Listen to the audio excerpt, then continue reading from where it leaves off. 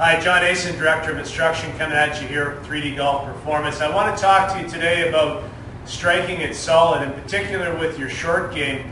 A lot of golfers come to us with a little bit of a muscle disease that we call the yips, and it's sort of an uncontrollable thing. But really what I want you to understand is it's not really in your muscles, it's in your brain.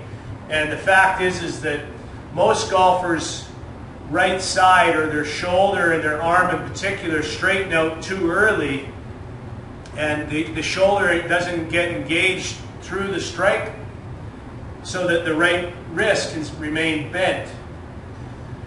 This will cause all kinds of compensations in the hand action and the wrist action that cause the poor striking and scooping to shaking to many different shots, top shots, fat shots, etc. Basically what you want to do is get yourself one of your wedges, in particular a pitching wedge or sand wedge is fine.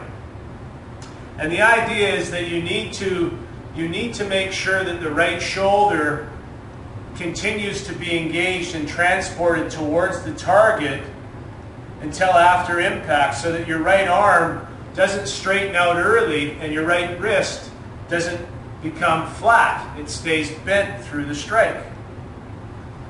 It's kind of like if you were going to punch your buddy and you're going to go to hit him in the arm. If you don't transport your shoulder close enough to him, you're not going to have much pop when you hit him. If you leave it back here, you probably won't break an egg.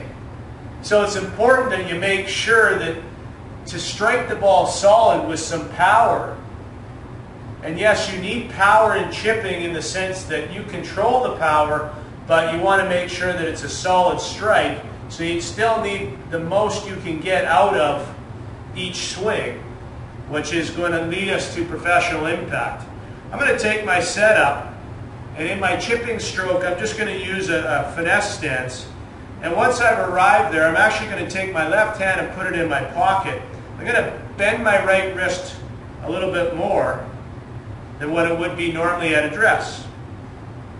And this is putting my right arm basically into an extended position.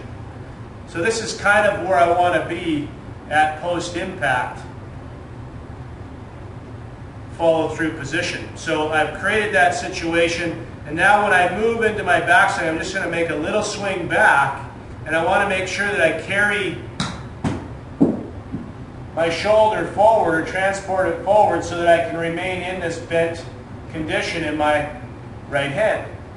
So I might do this a number of times prior to hitting a ball. It's going to be a little bit of a challenge because there is some strength and technique needed prior to allowing this to work for you, but it does make you understand and feel where those shots come from that are compensating in the hands and the wrists for a shoulder that's stopped and going backward is the most common, rather than following the pivot.